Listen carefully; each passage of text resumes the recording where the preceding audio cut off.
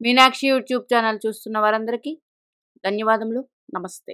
చాలా వీడియోలు చేసి పెడుతూ ఉన్నాను. మరి నచ్చినట్లయితే లైక్ చేయండి, షేర్ చేయండి, సబ్స్క్రైబ్ చేయండి. జాతకానికి చాలా యోగాలు ఉంటాయి, ఉండకపోవచ్చు.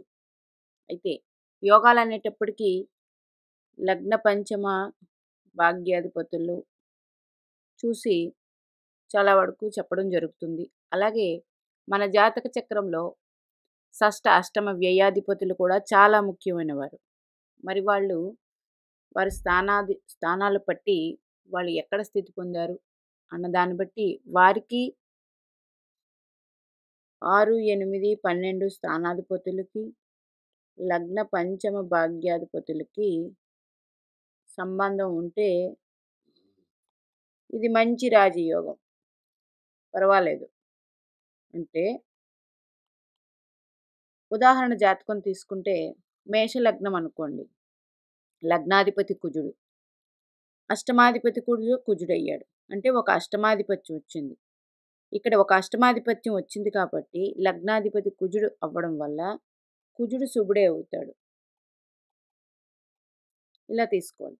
మరి బుధుడు షష్టాధిపత్యం వచ్చింది, తృతీయాధిపత్యం వచ్చింది. ఇతనికి శుభత్వం లేదు ఈ లగ్నానికి. అంటే బుధుడు శుభుడు కాదు.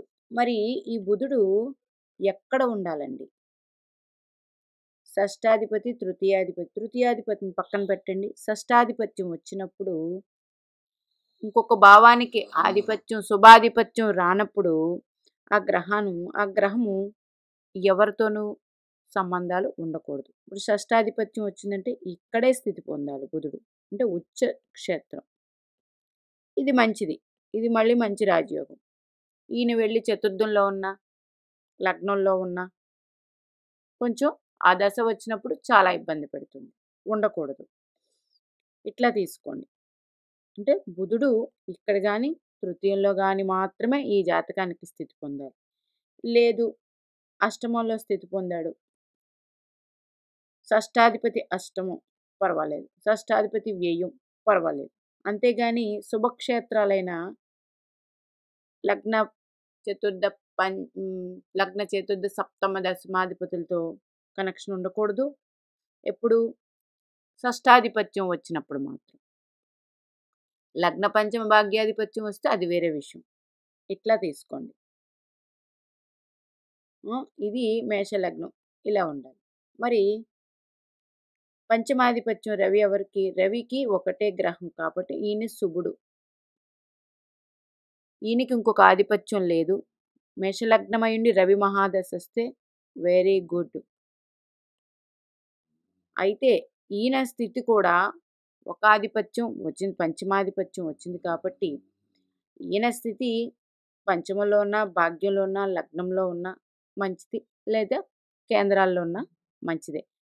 అంతేగాని మరి ఈయన వెళ్ళి షష్టంలో కానీ, అష్టమంలో కానీ, వ్యయంలో కానీ ఉండకూడదు. ఉన్నట్లయితే జీవితం అస్సలు బాగోదు.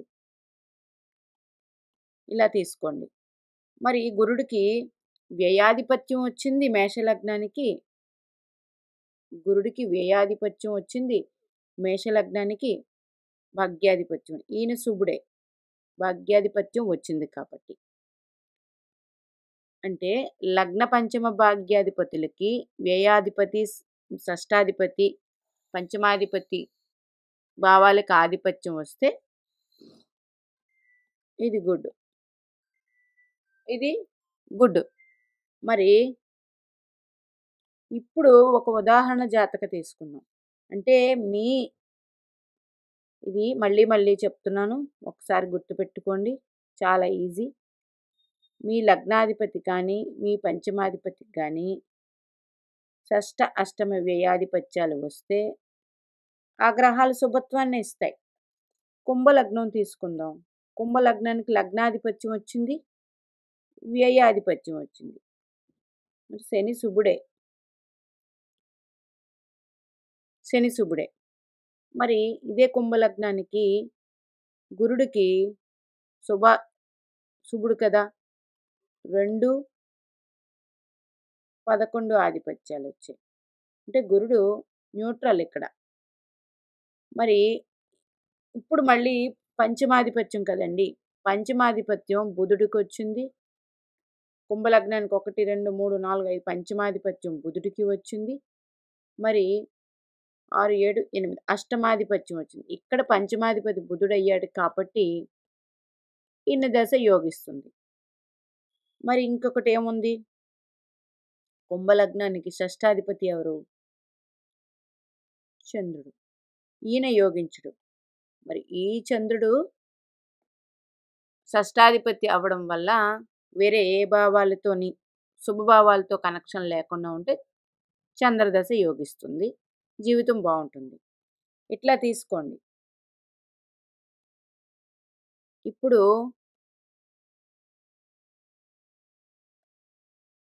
ఒక్క లగ్న పంచమ భాగ్యాధిపతులకి షష్ట అష్టమ వ్యయాది స్థానాలకు ఆధిపత్యం వచ్చిన శుభకరమే. కానీ మళ్ళీ వారు ఏ స్థానంలో స్థితి పొందారు అన్న దాన్ని బట్టి కూడా ఉంటుందా అంటే ఆ గ్రహదశ వచ్చినప్పుడు అది చార్ట్ అనాలిసిస్ చేసుకోవాలి. ఏదేమైనా లగ్న పంచమ భాగ్యాధిపతులకి షష్టాధిపత్యం అష్టమాధిపత్యం వ్యయాధిపత్యం వస్తే ఆ దశలో గుడ్డే. ఇది కాకుండా వేరే ఏది వచ్చినా ఆ గ్రహానికి షష్టాధిపత్యం వచ్చిన గ్రహానికి అష్టమాధిపత్యం వచ్చిన గ్రహానికి ఆ దశలో మీరు ఏ భావాలతో కనెక్షన్ పెట్టుకున్నారని చూసి జాగ్రత్త పడాలి. ఇప్పుడు ఉదాహరణ జాతక చక్రంలోకి వెళ్దాం. ఏది నేను ఏ డేట్ ఆఫ్ బర్త్ తీసుకోకుండా డైరెక్ట్గా కొన్ని లగ్నాలు కొంచెం శుభం చెప్పాను. ఇప్పుడు ఒక వ్యక్తి 1996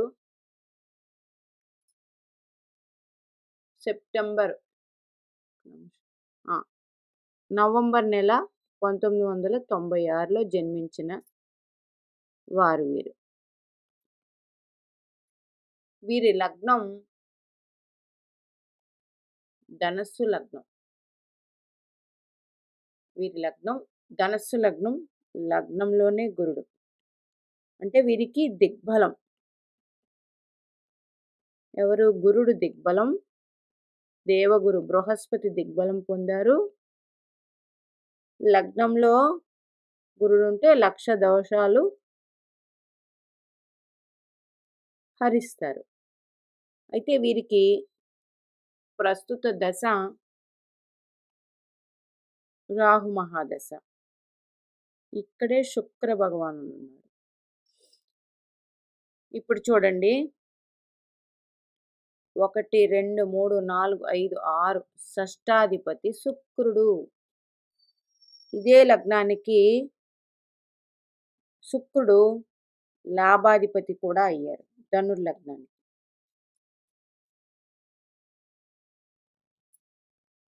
శుక్రుడు షష్టాధిపతి లాభాధిపతి అయి ఉన్నారు. దశమ క్షేత్రంలో ఉన్నారు. మరి ఇది ఇబ్బందా కాదా?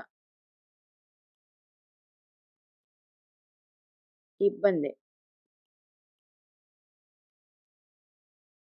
100% ఇబ్బందిని ఇస్తుంది ఈ గ్రహం. ధనుర్లగ్నానికి శుక్రుడు షష్టాధిపతి లాభాధిపతి అయ్యారు. 100% ఇబ్బంది ఇస్తుంది. అదే ఈ ధనుర్లగ్నానికి 1, 2, 3, 4, 5 కుజుడు పంచమాధిపతి వ్యయాధిపతి కూడా అయ్యాడు. అంటే కుజుడు ఇబ్బంది ఇవ్వరు, పంచమాధిపత్యం వచ్చింది కాబట్టి. మరి భాగ్యాధిపత్యం ఎవరికి వచ్చింది? రవికి వచ్చింది. రవి కూడా ధనుర్లగ్నానికి రవి దశ కూడా యోగిస్తుంది. మరి రవికి ఒకటే ఆధిపత్యం వచ్చింది. ఆయన 100% యోగాన్ని ఇచ్చేస్తాడు. అయితే ఆయన స్థితిని బట్టి కూడా యోగం ఎంతవరకు ఉంటుంది? లగ్నంలో అన్నా ఉండాలి, భాగ్యంలోనైనా ఉండాలి, లేదా పంచమంలోనైనా ఉండాలి, మిత్రక్షేత్రాల్లో, లేదా చతుర్థంలో అన్నా ఉండాలి. చతుర్థంలో ఉండాలి మిత్రక్షేత్రం. అష్టమంలో ఉన్నారనుకోండి, ఇది మిత్రక్షేత్రమే. కానీ గుడ్ రిజల్ట్స్ ఉండవు. మరి ఈవిడికి రవి ఎక్కడ ఉన్నారో చూద్దాం. ఇప్పుడు శుక్రుడు ఇబ్బందిస్తాడని చెప్పాను. దాని గురించి మరింకొంచెం వివరణ ఇస్తాను. ఇప్పుడు ఈవిడికి రవిగ్రహం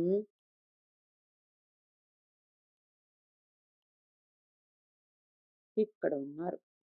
కుజుని క్షేత్రం మంచిదే. భాగ్యాధిపతి రవి వ్యయస్థితి. భాగ్యాధిపతి రవి వ్యయస్థితి అంటే రవి దశ అంత యోగించదు. ఎందుకు? భాగ్యాధిపతి అయ్యి వ్యయస్థితి పొందారు. అయితే ఇబ్బంది అయితే పెట్టదు, యోగించదు, న్యూట్రల్గా ఉండిపోతుంది. అది కూడా రవిచంద్రులు లగ్నాధిపత్యమో భాగ్యాధిపత్యమో, ఎందుకంటే రవిచంద్రులకు ఒకే రాశులు ఉన్నాయి కాబట్టి కర్కాటక లగ్నము సింహలగ్నము అయ్యి, లేదా వీరు భాగ్యాధిపతో పంచమాధిపతో అయ్యి షష్ట అష్టమ వ్యయభావాలతో అక్కడ స్థితి పొందకూడదు. ఉంటే 100% యోగాన్ని ఇవ్వరు. అంటే ఆయనకి ఆధిపత్యం వచ్చినప్పటికీ న్యూట్రల్ అయిపోతారు కాబట్టి యోగం ఉండదు. ఇట్లా తీసుకోండి. ఇప్పుడు సబ్జెక్ట్లోకి వెళ్తే ప్రస్తుతం రాహు మహాదశ ఈ వ్యక్తికి. మరి రాహు కన్యా రాశిలో దశమంలో మంచి యోగాన్ని ఇస్తారు. 2015 సంవత్సరం టు 2033 వరకు. మరి చాలా వీడియోల్లో చెప్పి ఉన్నాను, రాహు 42 సంవత్సరాలకి స్టార్ట్ అయితే మంచిది. మరి ఈవిడికి మంచిదేనా? ఈ జాతకం నా దగ్గరకు వచ్చింది, అందుకే ఇది వేసి చెప్పడం జరుగుతుంది. రాహు దశమంలో మంచిగా ఇస్తారు. శుక్రుడితో కలిసి ఉన్నారు. ఎవరైనా శుక్రుడు షష్టాధిపతి, లగ్నానికి లాభాధిపతి అయ్యారు కాబట్టి శుక్రుడికి బలం లేదు రాహుతో. మరి రాహు ఏ రాశిలో ఉంటే ఆ రాశ్యాధిపతిని అనుసరించి, ఏ గ్రహంతో ఉంటే ఆ గ్రహాన్ని అనుసరించి, ఏ నక్షత్రంలో ఉంటే ఆయన్ని అనుసరించి ఇస్తారు. మరి ఈ లగ్నానికి బుధుడు సప్తమాధిపతి, దశమాధిపతి అంటే ఒక కేంద్ర స్థానానికి ఆధిపత్యం వహించారు కాబట్టి పర్వాలేదు. అది ఈ బుధుడు ఈ ఈ అమ్మాయికి ఎక్కడ స్థితి పొందారు? ఇప్పుడు ఇది ముఖ్యం. బేసిక్లోకి వెళ్తే బుధుడు వ్యయభావంలో స్థితి పొందారు రవితో. బుధుడు లగ్నాన్ని నుంచి వ్యయభావంలో స్థితి పొందారు కాబట్టి రాహు ఉన్న రాస్యాధిపతి వ్యయస్థితి. లగ్నానికి వ్యయానికి కారకుడు శని భగవానుడు. ఈ అమ్మాయికి ద్వితీయాధిపతి తృతీయాధిపతి శని భగవానుడు అయ్యాడు కాబట్టి శని కూడా యోగకారకుడు కాదు. ఈ అమ్మాయికి రాహు మహాదశ చాలా ఇబ్బందులు పెడుతూ ఉంది. అందుకు నా దగ్గరికి రావడం జరిగింది. రాహు దశమంలో ఉంటే డైరెక్ట్గా యోగిచ్చేస్తాడు కదండి. యోగిస్తాడు, యోగాన్ని ఇస్తూనే ఇబ్బంది పెడతాడు. రాహు ఉన్న రాస్యాధిపతి ఏ కారకత్వంలో ఉంది? రాహుకి రాస్యాధిపతి ఏ కారకత్వం? దశమ కారకత్వం. మరి శుక్రుడు షష్టాధిపతి లాభాధిపతి అయ్యి యోగ గ్రహంతో లేకుండా దశమ క్షేత్రంలో స్థితి పొంది ఆ దశమాధిపతి బుధుడు లగ్నానికి వ్యయ స్థితి పొంది, అంటే వ్యయభావంతో కనెక్షన్ ఉంది, ఉండి ఇబ్బంది ఉంది. ఈవిడికి చదువు అవుతూ ఉంది కానీ లేటు, ఇబ్బందులు, మనశ్శాంతి లేకపోవడం, ఆరోగ్య విషయంలో చిన్న చిన్న ఇబ్బందులు, పెద్ద పెద్దవి కాదు, ఇబ్బందులు. ఇది యోగాన్ని ఇవ్వలేదు. రాహువు ఉన్న రాస్యాధిపతిని అనుసరించి కదా ఇస్తారు. కరెక్టే. రాహు రాస్యాధిపతి ఈ లగ్నానికి సప్తమాధిపతి, దశమాధిపతి అయ్యారు. అంటే ఒక లగ్న భావానికి గాని, ఒక పంచమ భావానికి గాని, ఒక భాగ్య భావానికి గాని ఆధిపత్యం బుధుడికి రాలేదు. ఇది చూడాల్సిన విషయం. మరి ఈ రాహువు ఎవరి నక్షత్రంలో స్థితి పొందారు? హస్తా నక్షత్రంలో స్థితి పొందారు. ఈవిడికి హస్తా నక్షత్రంలో స్థితి పొందారు. 1, 2, 3, 4, 5, 6, 7, 8 అంటే 8వ భావాధిపతి చంద్రుడు నక్షత్రంలో స్థితి. అందువల్ల వీరికి ఈ దశ మొత్తం మనశ్శాంతి లేదు, ఉండదు.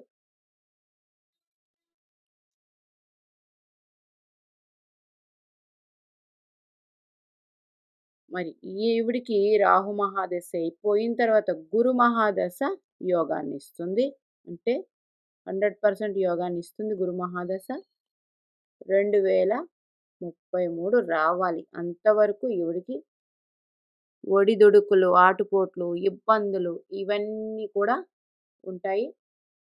ఇట్లాగా షష్టాధిపతితో పెట్టుకున్న గ్రహము, అలాగే షష్టాధిపతితో కలిసి ఉన్నాడు రాహువు.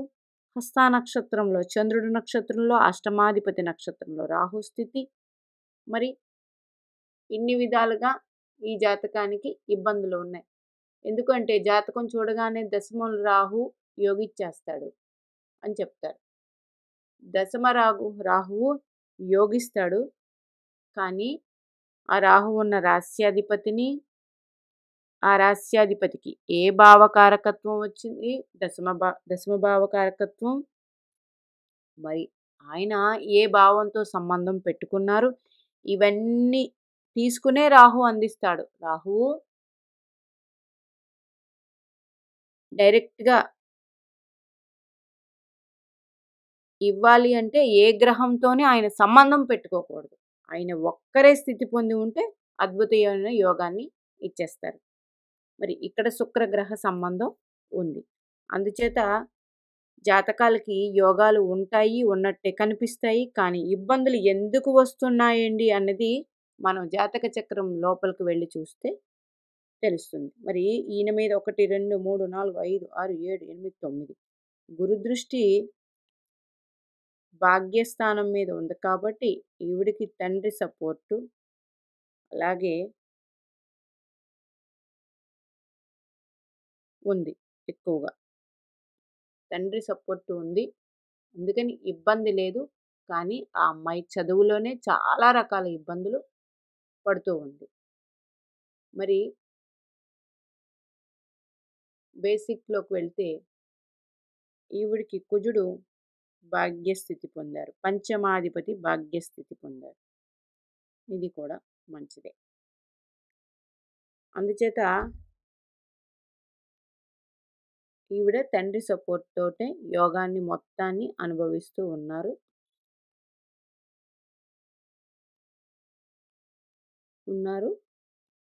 కానీ చదువులో అనేక రకాల ఇబ్బందులు ఉన్నాయి.